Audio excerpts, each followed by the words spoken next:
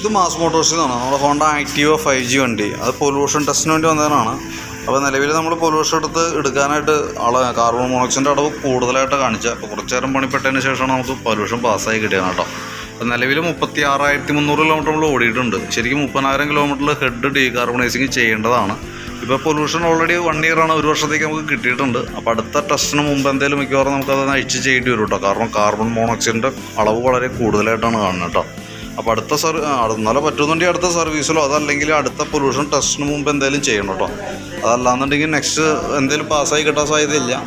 1 വർഷമുണ്ട്. നമുക്ക് അടുത്ത 8-ാം മാസം 5-ാം തീയതി വരെ ഉണ്ട്. നമുക്ക് 5-ാം തീയതി വരെ വാലിഡിറ്റി ഉണ്ട്. അതിനിടയിൽ എപ്പോഴെങ്കിലും ഒന്ന് ചെയ്തു പോകണം, നന്നായിരിക്കും കേട്ടോ.